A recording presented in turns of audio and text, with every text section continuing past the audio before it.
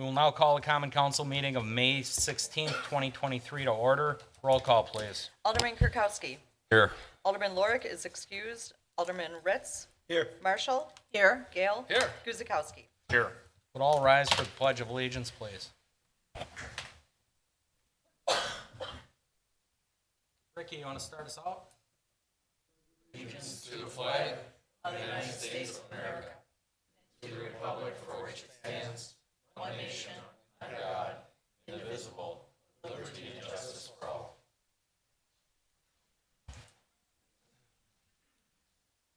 And approval of minutes of May 2nd, 2023. Everybody please take a look.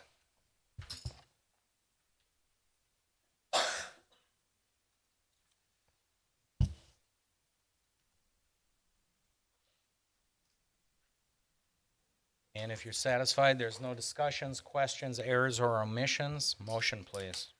Marshall will move to approve the minutes of May 2nd, 2023. Guzekowski goes second. Roll call. Alderman Ritz. Aye. Marshall. Aye. Gale. Aye. Guzekowski. Aye. Kirkowski. Aye. And item 4 is recognition, and it's a mayoral proclamation for National Public Works Week, and that is May 21st through the 27th this year, 2023. Catherine, when you're ready, would you read that in, please? Certainly. Mayoral Proclamation National Public Works Week, May 21st through 27th, 2023. Connecting the world through public works. Whereas public works professionals focus on infrastructure, facilities, and services that are of vital importance to sustainable and resilient communities and to the public health, high quality of life, and well-being of the people of Oak Creek. And whereas these infrastructure, facilities, and services could not be provided without the dedicated efforts of public work professionals who are engineers, managers, and employees at all levels of government and the private sector, who are responsible for rebuilding, improving, and protecting our nation's transportation, water supply, water treatment, and solid waste systems.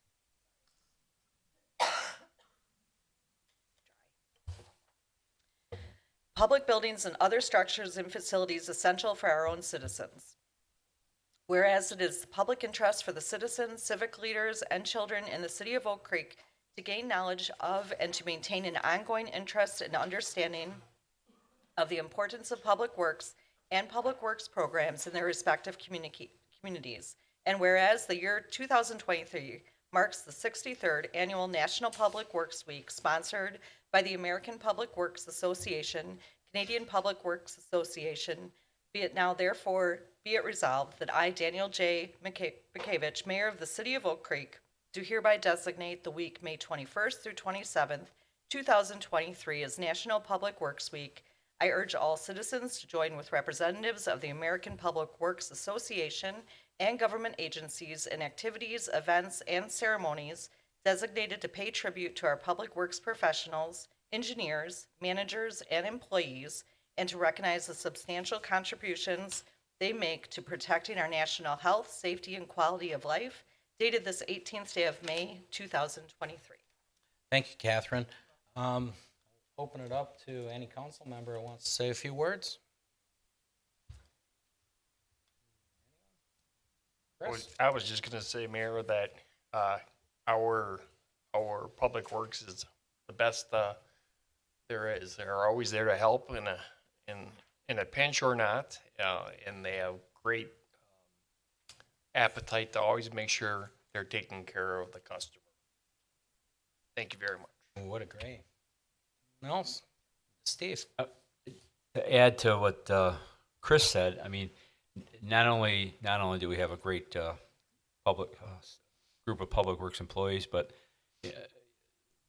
they will, if the time requires it, they're out after hours. You know, blizzards, water main breaks. You know, on Sunday nights. You know, whenever the time may bring them out, and so we don't give them sometimes the recognition that they need, because you know, you turn the faucet on, you get the water, but you know, when there's a water main break, they're out there in 12-degree weather fixing that water main. So I appreciate it. Yep, you are correct. Anyone else? You know, I'll just add to it. I mean, our public works is probably the best in the land, in my opinion. Our residents really at times can take it for granted, and we will get some complaints. But when you take a city our size, the number of complaints we get, they're minuscule for the work they're doing. It's our roads, as Steve said, it's our water supply, our sewers. The work they do goes unnoticed most of the time, but not unappreciated. As I said, services here are just outstanding. You can see it in the wintertime. You ever wonder where the Oak Creek border is to other cities? Once the plowing starts, you'll figure it out real quick. So, I mean, everywhere I go, we are mentioned in the top tier of services, and that starts with our DPW. So, hats off to all the men and women down there, and same with the water department. Anybody that works on our infrastructure, you are the strength of Oak Creek, and it is only right to give you not only a week, but a pat on the back along the way goes a long way for these workers. So if you see them, give them a wave, and when you're in work zones, please respect their space and slow down. Their safety is paramount to not only us, but themselves as well and their families. So that's all I got for Public Works Week. Please, Ricky, take that back to the group and spread the word. No action is needed on that. So that'll get us to our first public hearing, and that is consideration of a proposed amendment to table 17.03004C, non-residential restricted permitted and conditional uses, and section 17.1018 of chapter 17 of the zoning and sign ordinance. Catherine? Public hearing number 1 is to consider proposed amendments to table 17.0304 sub C, non-residential district permitted and conditional uses, and section 17.1018 of chapter 17, zoning and sign ordinance of the municipal code. Date of notice, April 19th, 2023. Doug? Thank you and good evening. My name is Doug Seymour. I'm the Director of Community Development for the City of Oak Creek, and this public hearing is on a request to amend the zoning code to allow for a potential agricultural research and development use as part of our permitted uses in our zoning code. A microbial discovery group and St. John Properties met before the Plan Commission earlier and wanted to input on a concept that they had to lease space to a company that did research and development. And we thought, as part of our review of the zoning code, that wasn't a category that really didn't fit well with what we had there, which, you know, as I have spoken many times before, the zoning code is a living document. And as we identify ways to make it better, we will do that. This is one of those ways. And certainly research and development is a vital part of the city's diversified economy and something that should be supported. And the definition for research and development, and I'm going to read it, is the conduct of research and development, testing, assembly, repair, controlled production of non-toxic products or commodities in various fields of science, such as, but not limited to, chemistry, biotechnology, pharmaceuticals, medical instrumentation or supplies, communications and information technology, electronics and instrumentation, computer hardware and software, transportation, education, and engineering. Facilities in the use categories do not involve the mass manufacture, mass fabrication, mass processing, or mass sale of products. It excludes the use of animal husbandry, including dogs, poultry, or monkeys, and heavy equipment, such as construction equipment used in said research, development, testing, assembly, repair, and controlled production. So this is just that. This is R&D, pure R&D. This is not, big production lines. That's allowed for in different parts of the zoning code. This is pure, more small office R&D type things, and certainly has a place in our zoning code.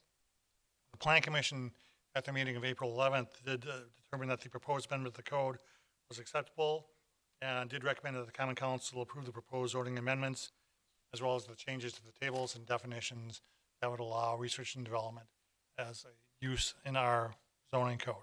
And that is identified in the tables, and I don't have that before you, but it does show up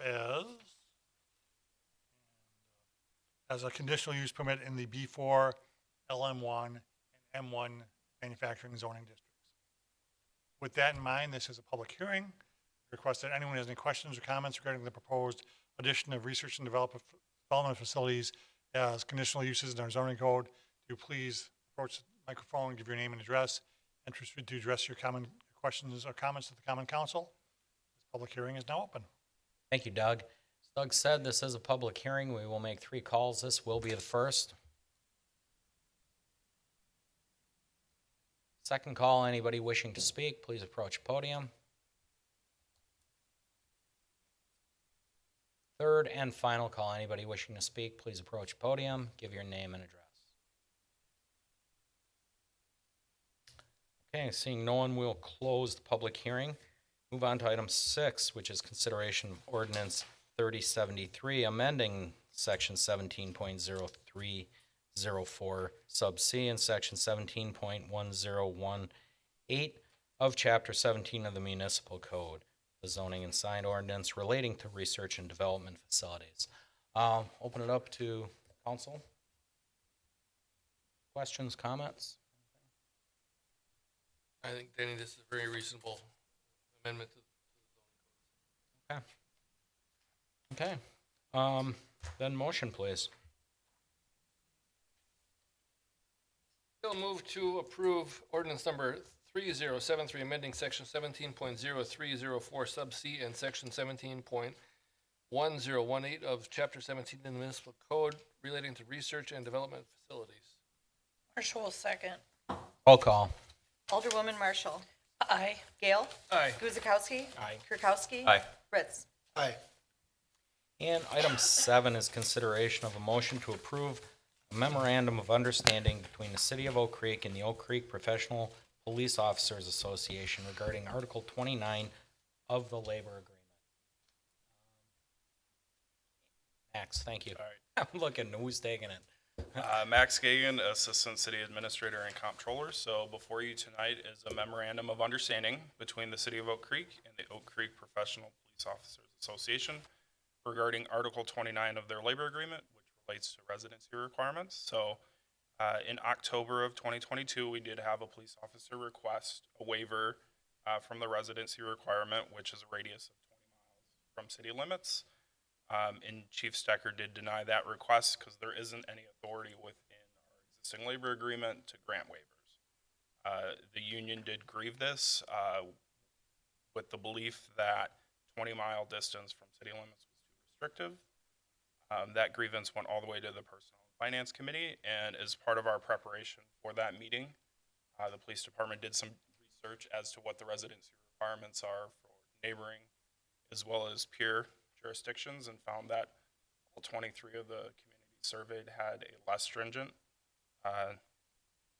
residency requirement. So when we brought this to Personnel and Finance in December of 2022, just outlined the case for the committee. And ultimately, the committee did deny the grievance because the grievance was about the language, and there's not much ambiguity to the language. It's very clear you have to live within 20 miles. But the committee did express concerns at that time that are we being too strict? What implications could this have on things such as like officer recruitment and retention? So they directed the police department management and Oak Creek Police Professional Association leadership to sit down, have a conversation, figure out what's a reasonable compromise for the two parties. So after meeting over the last few months, they met and reached a compromise of distance of 35 miles from city limits, and that includes anywhere within the jurisdiction, either it's a city, town, or village, that 35 miles crosses. So as part of your materials, you did see there was a map there just kind of illustrating where the current limit is and then what the new limit would be. And the thought between having the intersecting jurisdictions be there is, if you're only in a portion of a town, but say you wanted to stay within the same school district and you needed to upsize or downsize your house, thought being that you could find another like home in the same community. So that was brought forth to the Personnel and Finance Committee meeting at their first May meeting, and Personnel and Finance Committee recommended approval to the Common Council. So with that, I'm happy to answer any questions. I know Chief Stecker is here as well if you have questions for him. Any questions for Max? Yeah, I wasn't at the personnel and finance meeting. Does this mean that someone could be living in the state of Illinois and qualify? Yes, yeah, that is correct. And our police department did research through the state. You do not have to have a Wisconsin driver's license to be certified as a law officer in the state of Wisconsin. So, and it's actually pretty common. You see, there's a lot of individuals who live in Wisconsin who then are law enforcement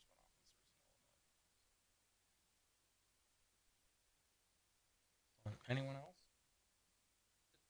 Ken? Background, Daniel, we had directed, this wasn't necessarily a necessity, but we had directed management and the union administration to really seek, if there was an opportunity to actually have some benefit for both sides here, because there was no need to do anything once we denied the grievance. But Chief Stecker and the union found some mutual ground that actually benefited both parties in the middle of a labor agreement, which doesn't expire probably for another year and a half, I think. So it was beneficial to both sides. We found some compromise language that was useful for Chief Stecker in terms of recruitment and retention. The union got a little more flexibility in terms of its membership and where they can live and reside. So it actually met goals of both parties, from my understanding, and that's why we really didn't see any issues moving forward with that. Thank you for that explanation, because, the way I look at it, I see the same thing. It's mutual benefit. Both parties went through the process. It is the process to grieve it, and then came up with a workable solution that worked for everybody. And quite frankly, we are in a changing employee environment, and this may be of benefit not only to our current employees, but our future employees too, as we go out for recruitment, as Ken said. So, sounds good. I applaud both sides for coming to a mutual agreement for the betterment of the city. Yes, Steve. I just want to add to the comments made, because at the Personnel and Finance Committee meeting, it was expressed that we have a retention, or not we have a recruitment problem, because everybody, as you heard, 23 jurisdictions did not have a 20-mile-an-hour radius, and it was really hampering the police department finding enough candidates. So it was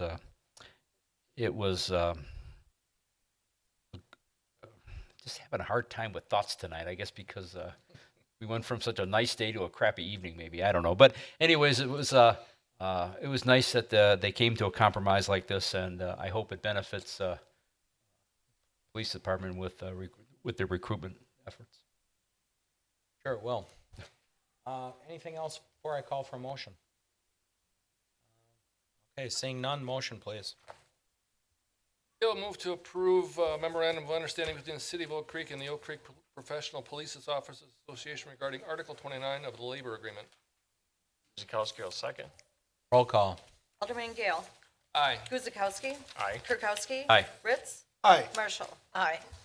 And item 8 is consideration of a motion to approve a change to the personnel policy manual granting non-represented public safety employees the same residency requirements as the proposed Oak Creek Professional Police Officers Association Memorandum of Understanding.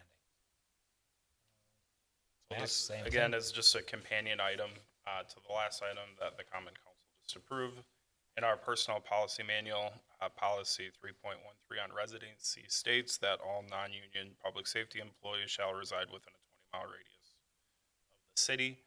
And if we were to afford that extended residency requirement range to the represented individuals in that department, it makes sense to also have that aligned for non-represented individuals. And really the thought being is, say, for example, you're a police officer and you reside, say, 32 miles away in the future and you wanted to be promoted up through command staff. If we didn't have this in alignment, there would be barriers in order to move from a union to a management role.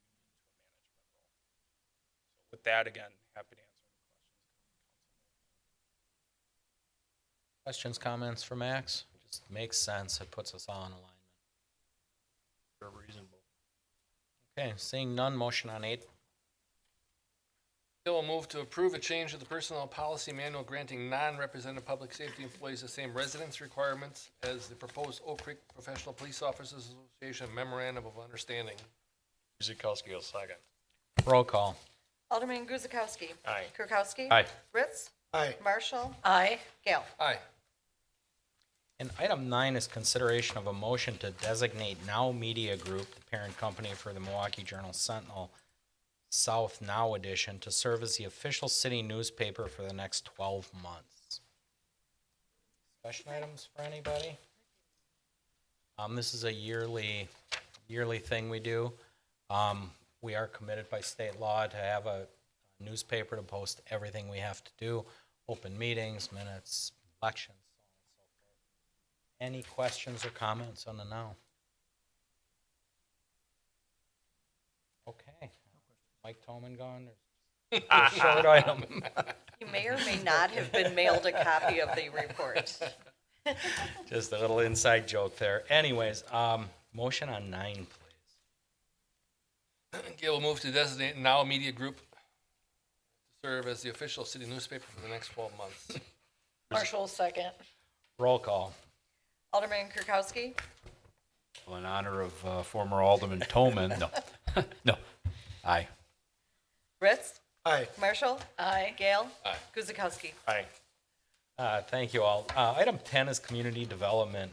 It will be consideration of a motion to accept the North Bluff Planning Study and to direct it to be placed on a plan commission agenda for review and approval.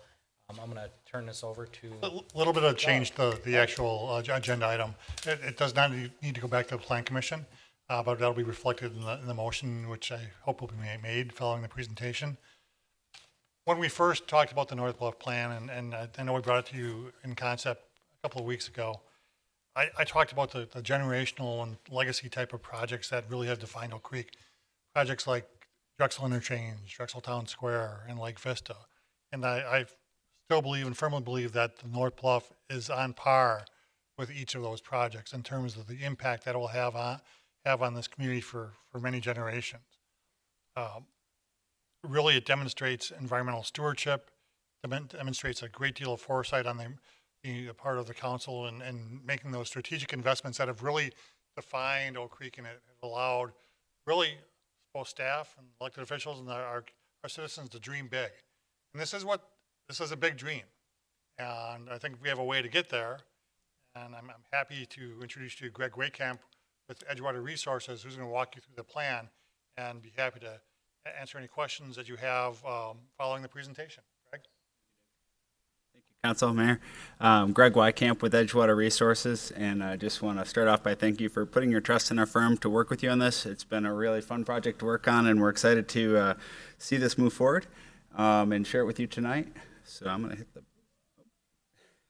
Nobody wants to see me, they want to see the pictures. So.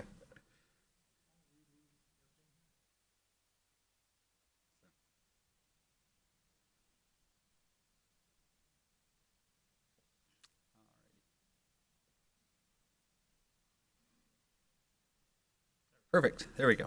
Excellent. So, so just to walk you through the process, of course, you're all familiar with the site, and it starts off with, the stabilization of that bluff is a big deal, and I think it's really great that we're focusing on leveraging that that stabilization project and turning it a piece of gray infrastructure into really a green infrastructure park space that's going to create a lot of biological services in terms of flyway and habitat and public recreation, access to the water, and really linking the community the whole length of the waterfront, which is very, very exciting.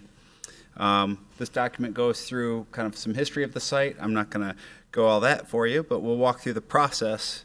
We went through a very open public community process, had a number of meetings, and really established some key priorities, which is really connectivity, first of all, linking the neighborhoods to the waterfront, and then linking all the separate public spaces along the waterfront, north and south, to one another is a big deal.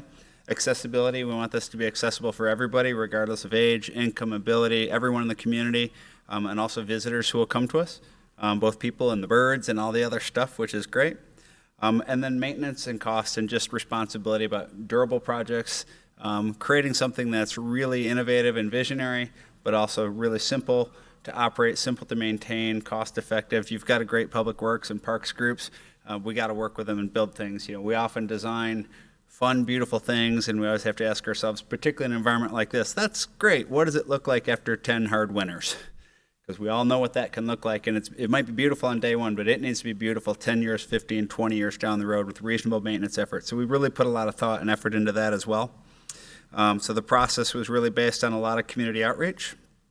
Of course, you're all familiar with where we're talking about there, just south of the water reclamation facility.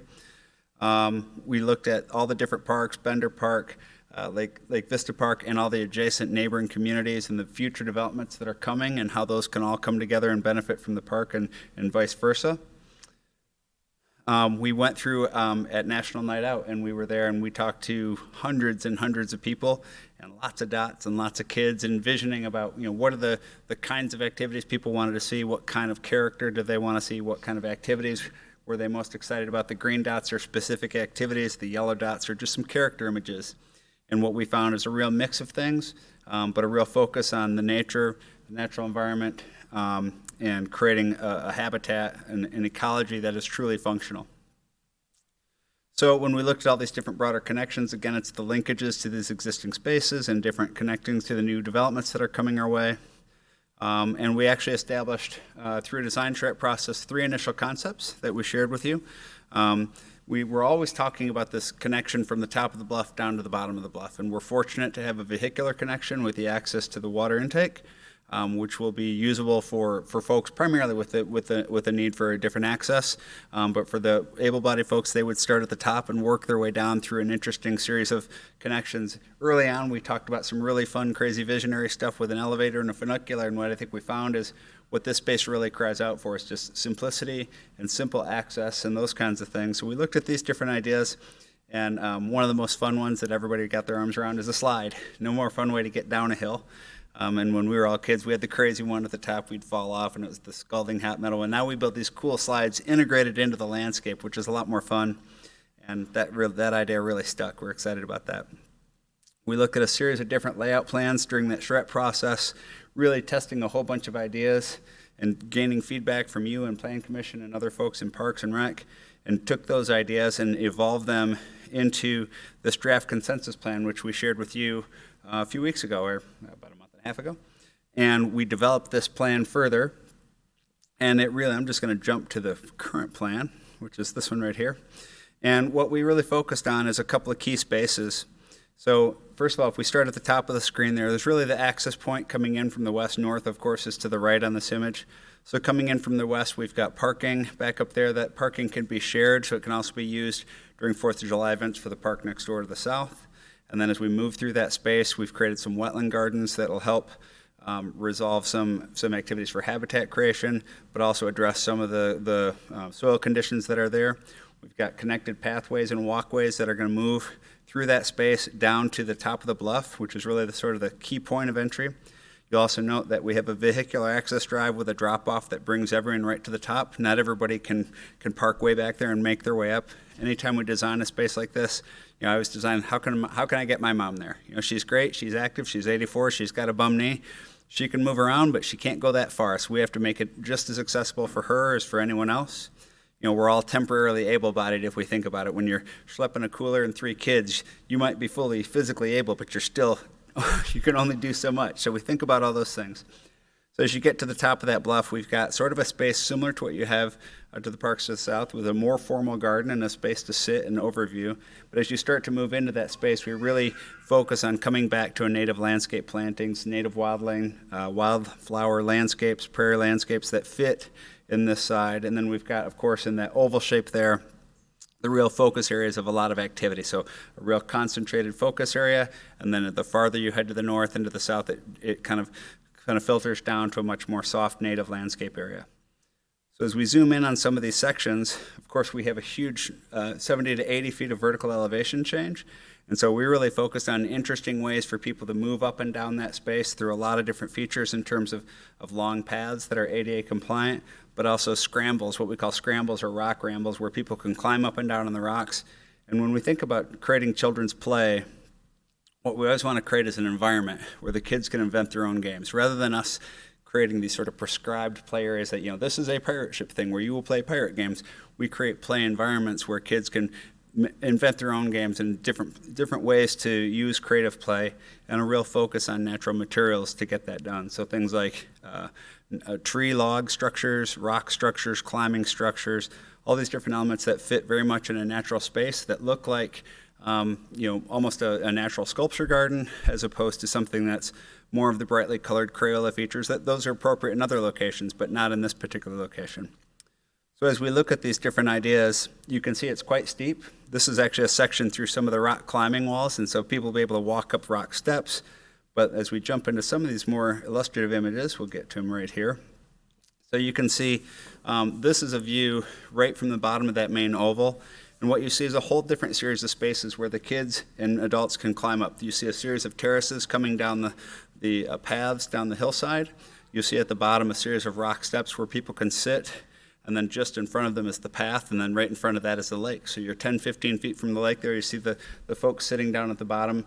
Interesting spaces where kids can gather and sit and view and watch things happening. Right up behind them is a level where the slides land, and you see those natural play features, those kind of logs and rocks in the middle. And then there's a series of native planting hillside slopes. And as you get up at each terrace, there's a different kind of climbing play, but it's always that same sort of natural features, natural materials. Everything will be stone, rock, wood, that kind of thing. So we think this is really fun. We had a lot of fun with the kids talking about these ideas, and they were really excited about it. And be able to go 40 feet down a hillside on a slide is going to be pretty cool.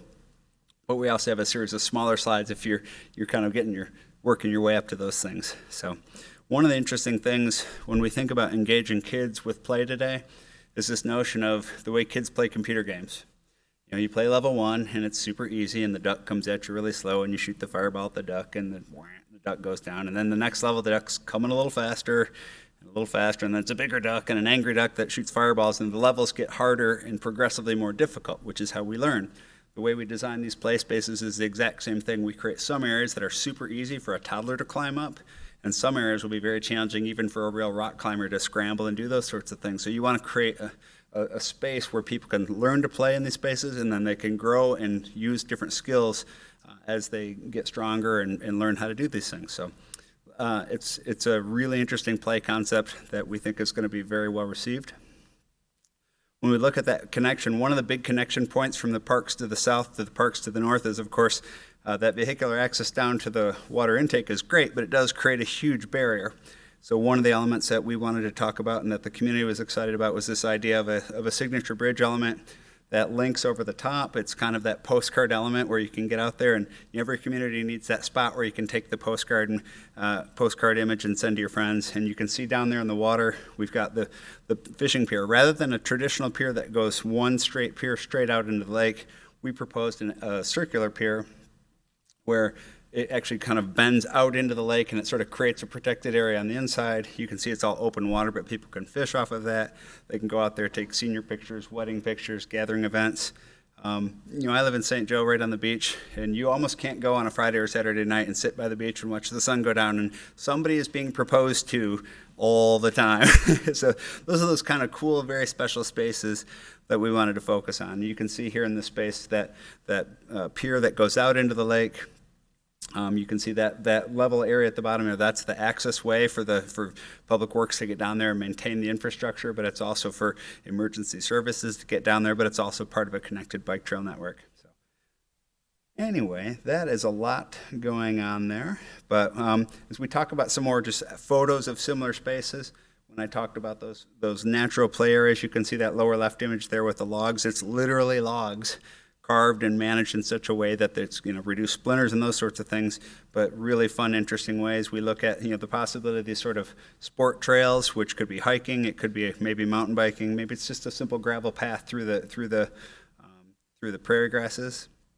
When you look at the very top image in the middle there, it's a little bit hard to see what that is. That's actually a plan aerial photograph of these sort of you can see it in the second image there just below as well, the one with those sort of level rocks. Rather than the big round broken up rocks, we're showing areas where we'll have these sort of terrace rocks, where those will be nestled into the hillside, but also down to the water, so people will have the ability to kind of move up and down and safely be on the rocks.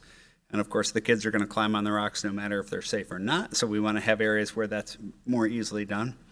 And then you can see the slide, some of the slide images nestled into the hillside. So you can never really fall off the slide. That's how we build big slides now. There's no falling off of it. You're just sliding down the hillside. And then a series of paths and different layers and railings and so forth, and the bridge image there. So with that, that's kind of a quick sense of character of where we're going. This is a vision. There's a lot of work to be done to resolve all these design details, but it really gives you a sense of the character and the vision of where we'd like to go. There's a ton of grant opportunities. We've got cost estimates. There's a tremendous amount of work to take this from vision into preliminary engineering. Certainly a phased project, and certainly focus on a series of grants that will allow us to build these things. And I think the focus on the grants should be based on access, fishing access, accessibility, habitat recreation, restoration, all those things. So Land and Water Conservation Fund, for example, and the different programs. So we've got a whole series of grant programs that we can talk about moving forward with. And we've got cost estimates and phasing and all those sorts of things we could go into if you like. But I guess with that, I'd like to just open it up to questions or comments or thoughts, and we'll kind of see what we can help you with. Steve, you want to start us off? I do. One of the concerns that I had after initially seeing the pictures, I didn't think about raising it at the time until after I looked at it more thorough. It even kind of dovetails on one of your comments tonight where it says kids are going to climb on the rocks whether it's safe or not. Yep. And if you go back a screen or two with regards to go back to where you had all the multiple pictures. Oh, sure, this one, right here. Yep. Yeah, on the second column on the right, second picture down, Yep. that's the picture that kind of gave me some concern in the fact that you've got rocks that are just below the water level. Mm-hmm. Inevitably, those rocks are going to get slimy. Yes, sir. What are we going to do? Because we will hear the complaints and the concerns about, like we did with the pavilion at Lake Vista with the rocks, potential for somebody getting hurt Sure. by allowing access to slimy rock. Right. So there's as we approach a design of things like this, there's a concept of risk versus danger. And so when we design children's play, one of the things that we did in the 70s when we went to the post-index systems is we took all risk away from play in an attempt to prevent danger. And so danger is something that you encounter unexpectedly that can cause an injury, whereas risk is something that you see and you address and you go, okay, this is going to be a challenge. If I go on this thing, I need to pay attention and do those things. So it's why we don't put railings on docks and marinas, for example, because people are paying attention to it. I'm clearly over the water, and if I don't pay attention, I'm going to fall in. And so with a structure like this, if you have just the big open round rocks and things like that, the kids are going to climb at it anyway, but it's actually potentially dangerous with, because there's big holes and gaps and things like that, and we have that. It's a natural part of all these sort of rock revetments. There's really no way around that.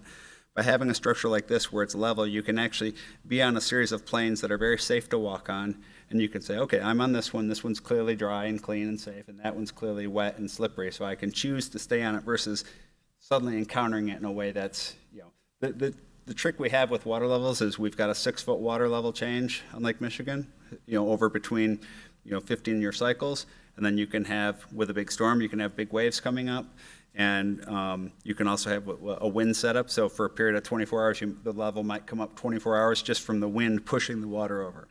So by designing a space like this with level steps and things like that, you're at least creating a safe space where people can stand and negotiate and make a decision, do I want to go down there further or not? Is it safe today? Versus kids just scrambling over rocks and not being able to see that because they're all holes and gaps. So there's really, unfortunately, short of just barring any access to that type of thing, there's really not a better way to do it that we're aware of, and we've been doing this for many years. So I think it's one of those scenarios where it's a constant paying attention to the process and and maintaining it. But I think people are going to be able to see that that's a slippery one, this is a dry one, and you're going to have to take some responsibility for your own actions in those spaces.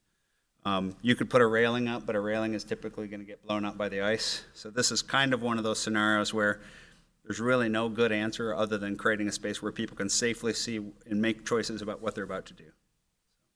I'd like to think that people would have to assume responsibility for their own actions, but I would think also that if somebody got hurt, we'd probably be a defendant in a lawsuit. Sure. Well, because we built it kind of like we did the splash pad. And, Exactly. you know, I mean, somebody got hurt and, you know, so.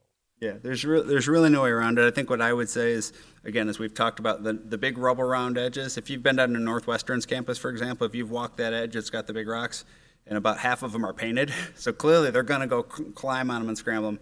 We feel it's much safer to have a space that's clearly intended, walk here, and if you don't have that space, they're going to tend to climb on everything. But if you do have spaces which are clearly more accessible, it's like with skateboarders. Downtown Denver had a huge problem with skateboarders tearing up things. And for a long time, they were just police, don't skateboard here, don't skateboard here. Well, then they built a skate park right downtown it's like 40,000 square feet. And the narrative between the police and the skateboarders changed from stop skateboarding to skateboard over there, where we want you to, where it's safe, where it's set up for you, where it's amazing skating. So what we want to do with this is say, here are spaces where we've specifically made it so you can stand and safely be on these rocks and get a little bit closer to the water. And here's all these other areas where they're clearly not safe, where you're not intended to go. So it's kind of a strategy that just simply addresses the reality of people are going to make those choices, and we make it as safe as we can. Thank you. Yeah. You brought up the point of ice. Yes, sir. How do you handle expansion and contraction you're going to have with Sure. Large rocks. So basically, we actually were just in the quarry last week testing the rock that's actually going to be in your revetment, for example. And so the whole freeze thaw and all those sorts of issues on the rock, the way it's specified, and the rock that is used is actually tested specifically for that purpose. There's ASTM, American Society of Testing Materials, I believe it is, standards for the rock. And so they drop it and they do different things. And that says that this rock is acceptable under Corps of Engineer standards for that specific use. So in this particular case, the rock along that shoreline is going to be very, very large. And it works quite well. Is there any thought of a flagging system or something that you put up if conditions using it? Sure. So I think the way to approach that, it's a little bit like there's a reason we don't have beaches here. We talked about having a perch beach and doing some of those beach activities for the very reason that we didn't want to create an attractive nuisance with a beach that required a lifeguard. I think that's, again, one of those scenarios where often you'll see some communities actually closing Corps of Engineers piers. And City of Grand Haven did that on the east side of the lake. And that creates a situation where when a city decides to close access to something, they're now stating that we are now saying it's not safe to go here. Therefore, when our flag is gone, we're stating that it is safe. Well, if I wasn't there the day that the waves were up and I went out there, well, you didn't put your flag up, so it must have been safe. Now, you get into this weird cycle, right? So, I'm the youngest of five. Myself and one of my brothers and sisters, we all broke our arms at the local school. And somebody asked my dad if he was going to sue the school, and he's like, because I have clumsy kids? I don't know how to respond to that sense of, we seem to have gotten away from the sense of personal responsibility. All we can really do is create the safest possible structure, accept the fact that people are going to make these decisions to go near things, and then make that as safe an activity as we can. You could put a flag up, you could put something like that. It just becomes a maintenance and an operational strategy that it's worth considering. I just would leave that up to an operational methodology.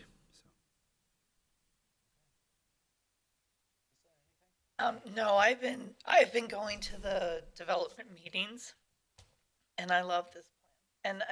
And just going back to what Steve said, if you go back to what the city wanted, the people in the study, they want to be able to touch the water. Touching the water is an important part of this whole plan.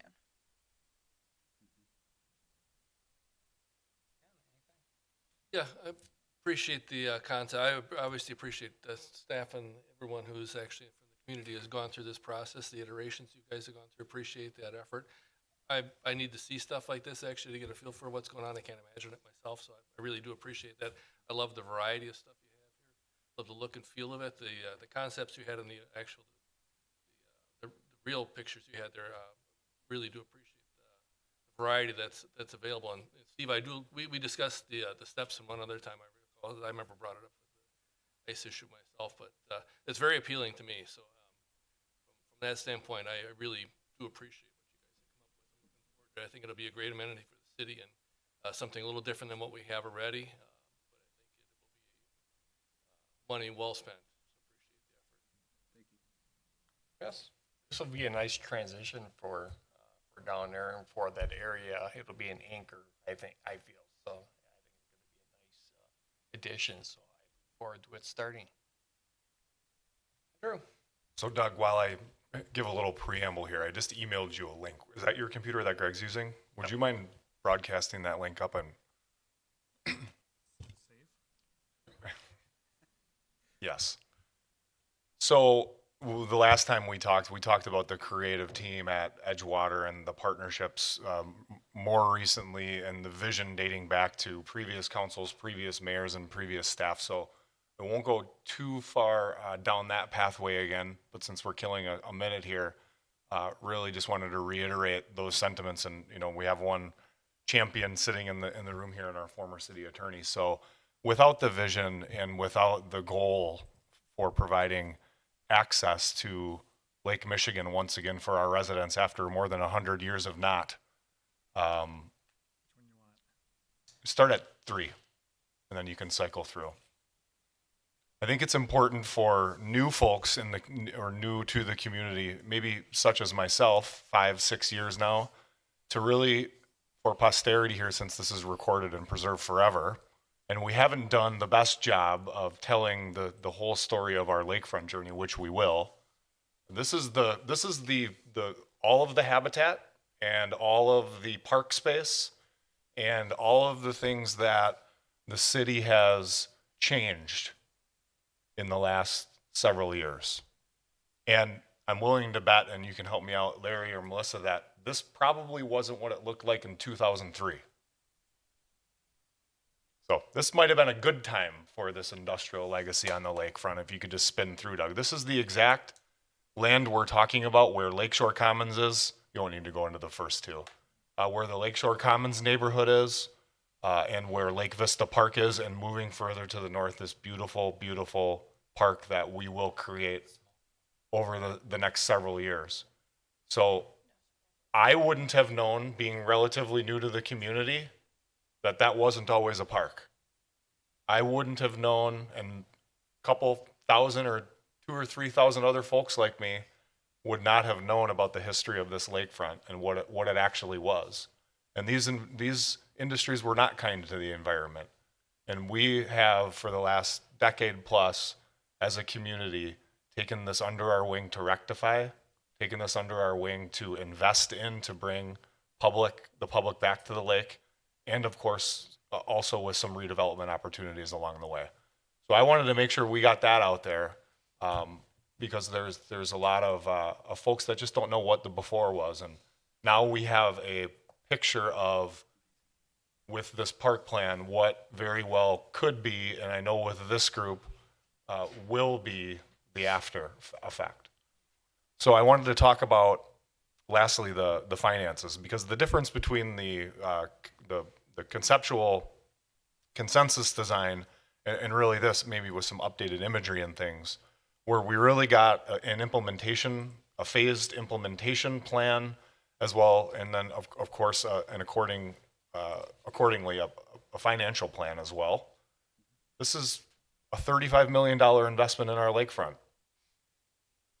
To some that sounds like a lot of money, and to the normal person that is a lot of money. But when you look at the generational impact that this project will have, I thought that number came back very reasonable and actually attainable for us over the next several years through these phases to wrap a very strategic financial plan around. And as you saw in the staff report, just touching on the fiscal impact, this plan will hopefully be funded mostly through the tax increment district number 13, that is the lakefront. It's a very large district. There's a lot of activity construction-wise going in now, and it's a long district. It's an environmental remediation district, so it's actually 27 years our longest district. We have a lot of flexibility there.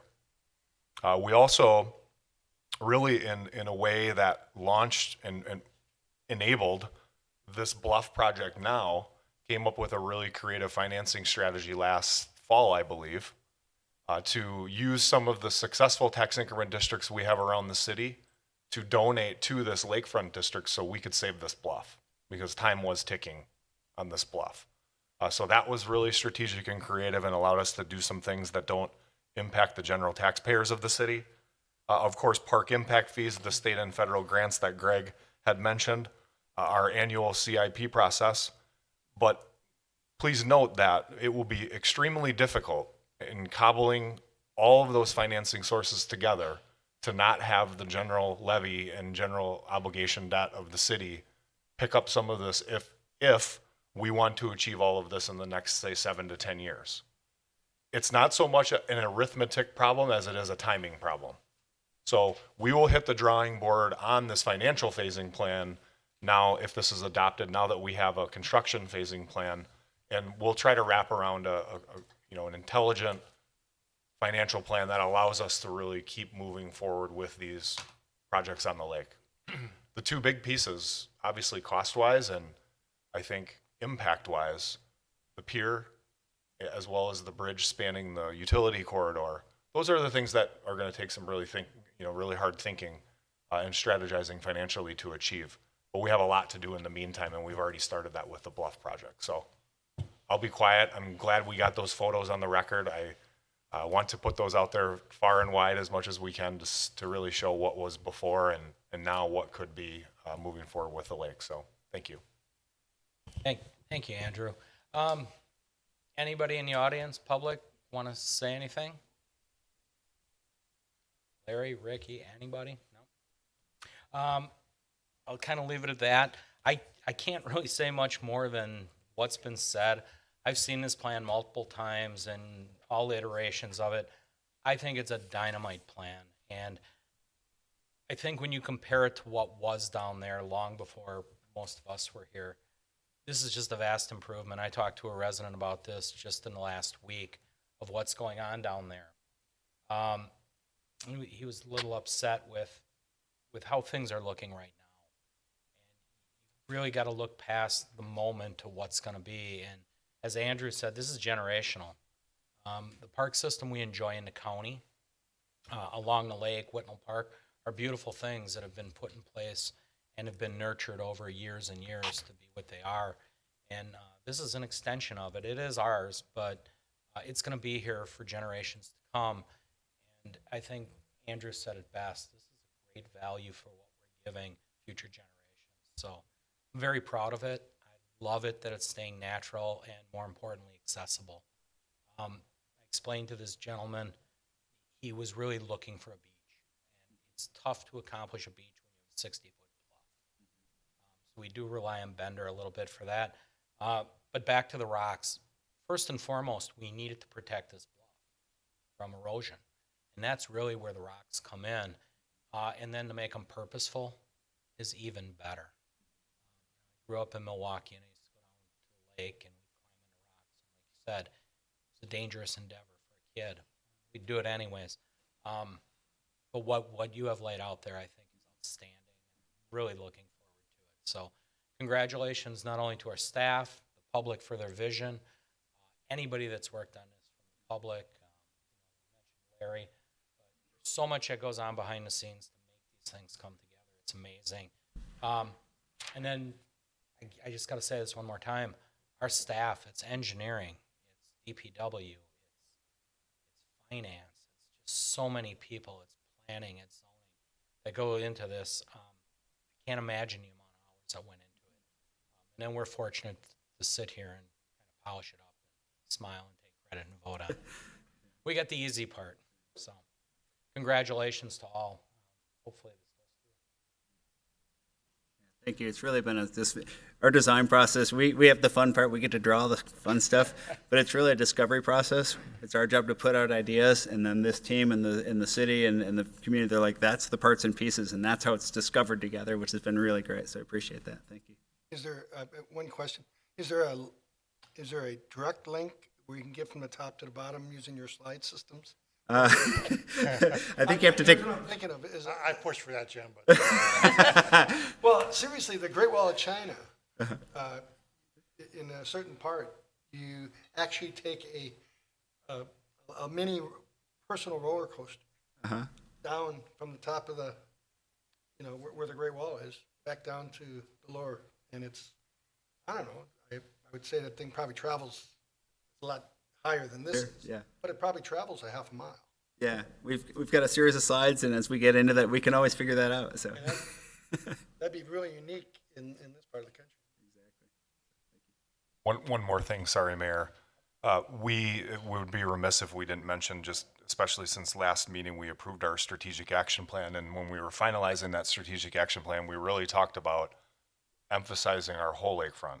We have one lakefront. This is the North Bluff. And just so people don't think that we missed it or didn't think about it, you know, it's logical, and hopefully one day we can amend this plan and add that connectivity all the way down to Bender Park that some of you brought up in those workshops and at the adoption of the SAP. So that's a logical phase. What are we on, phase 5 or 6? And we will continue to look for ways to not only connect along the water, but with Milwaukee County through the Oak Leaf Trail and trail spurs that they have been planning in there for some years. I know Doug has some familiarity with that.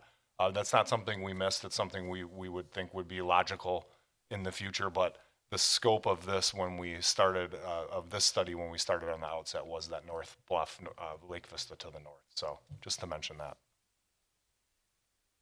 Wonderful. Any further discussions, questions? Seeing none, let's look for a motion on item 10, please. Marshall moves to accept the Planning Commission's recommendation to adopt the North Bluff Planning Study. Guzekowski will second. Roll call. Alderman Ritz. Aye. Marshall. Aye. Gale. Aye. Guzekowski. Aye. Kirkowski. Aye. Congratulations. Very nice. Item 11 is engineering, and it's consideration of a resolution approving a stormwater management practice maintenance agreement with WRP Oak Creek LLC for the 13th Street multi-tenant industrial building located at 7350 South 13th. Thank you, Mayor. Matt Sullivan, City Engineer. As stated, you have a resolution before you in consideration of approving stormwater management practice maintenance plan. This is pretty standard in our development as we go through our city. This is a multi-tenant industrial building, spec building that has been proposed and approved by not only you, but Plan Commission. This is the phase in the management. Have the stormwater management plan already approved. This is just the maintenance of those facilities. Happy to answer any questions. Okay, seeing no questions, motion on 11. Kirkowski will make a motion to approve resolution number 12412-051623, approving a stormwater management practices maintenance agreement with WRP Oak Creek LLC for the 13th Street multi-tenant industrial building located at 7350 South 13th Street. Guzekowski will second. Roll call. Alderwoman Marshall. Aye. Gale. Aye. Guzekowski. Aye. Kirkowski. Aye. Ritz. Aye. And item 12 is consideration of a motion to award the Safe Routes to School Phase 1 unit price contract to the lowest responsible bidder, Lalonde Contractors, Inc., at an estimated cost of $639,938.74, and this encompasses various districts throughout the city. Matt? Yes, thank you, Mayor. As stated, this is a motion to award our Safe Routes to School Phase 1 construction project. Give you a little background, we've been under this project for approximately 4 years now from our initial planning and phase that we did 4 years ago. It was adopted by Common Council, Plan Commission, and Department of Transportation. This has been funded through what they call the TAPS program, an alternative transportation plan. This is a reimbursable plan funding that we've been awarded in multiple phases, design and now construction. We did put this out to bid. We designed it internally through our engineering staff, which was a great way to save money and also gain more, I guess, control of the project itself.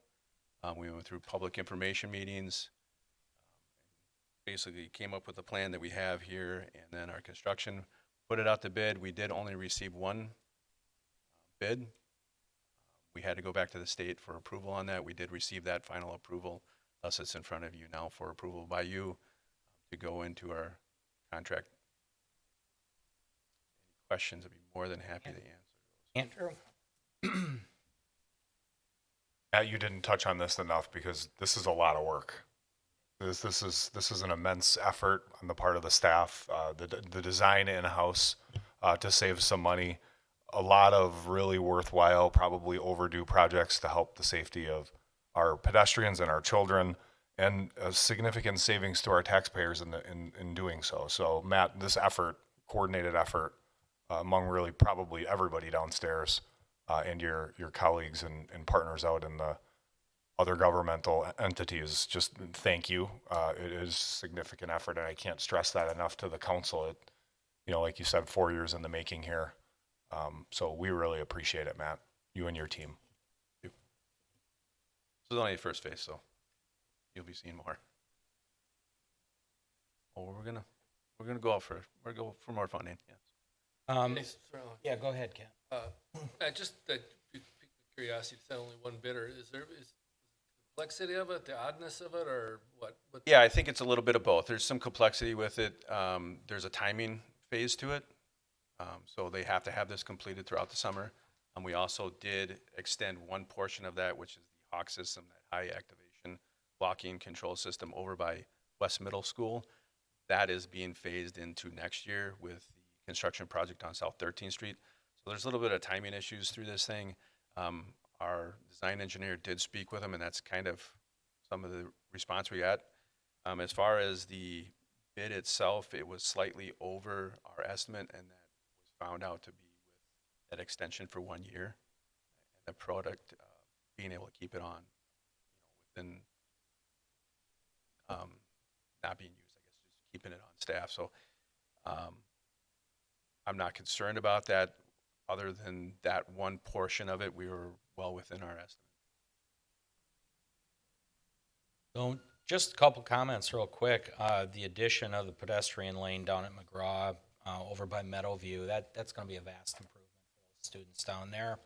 And I just want to make mention of up in the 2nd District, Alderman Laura couldn't be with us. Over on West Sycamore between 26th and 24th, a traffic calming medium refuge island is going in, as well as speed tables there. This has been an ongoing problem for years. 17 years, actually. Yeah, at least 10 of mine. And the West Middle School as well. It's great to see those improvements. We worked hard with the county. We made a little headway there, but at Hawk Systems be a great improvement.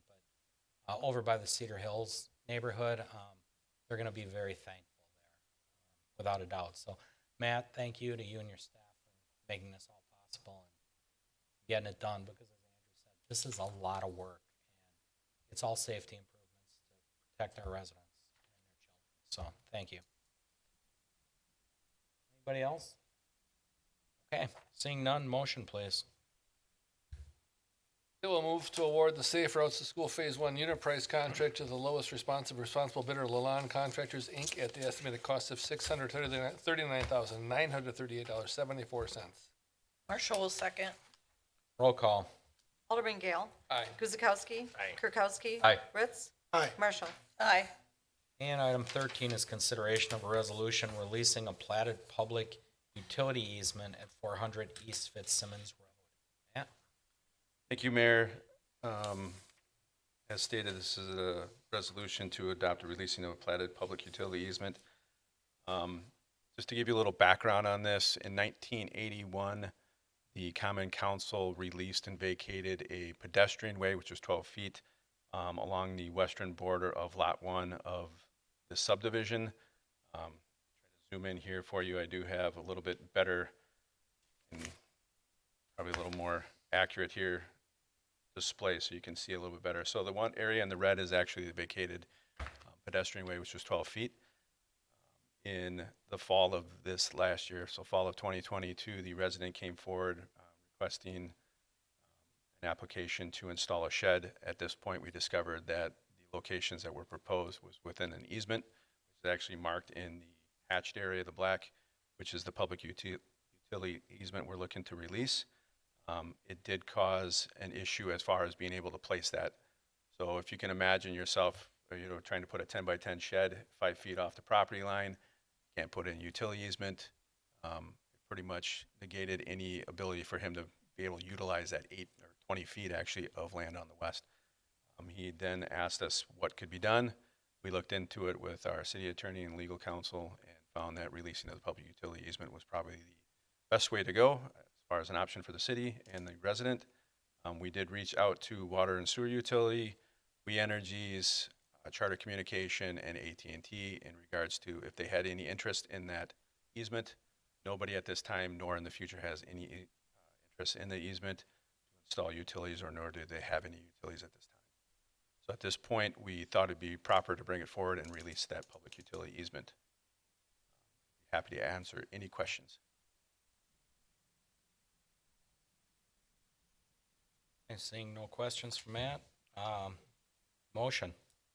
Gail will move to approve Resolution 12413-051623, releasing a platted public utility easement at 400 East Fitzsimmons Road. Guzekowski will second. Roll call. Alderman Guzekowski. Aye. Kirkowski. Aye. Ritz. Aye. Marshall. Aye. Gale. Aye. And item 14 is the License Committee. I will turn that over to Alderman Kirkowski. Thank you, Mayor. I trust everybody's had an opportunity to review the items on tonight's License Committee report. Does anybody have any questions, cares, or concerns? All right, seeing none, Kirkowski make a motion to approve the various license requests as listed on the May 16, 2023 License Committee report. Ritzel, second. Roll call. Alderman Kirkowski. Aye. Ritz. Aye. Marshall. Aye. Gale. Aye. Guzekowski. Aye. And item 15 is our vendor summary report and consideration to approve through motion. And that is for May 10th, 2023, in the amount of $714,778.49. Please take a look at your itemized list, and if you have any questions, please take the floor.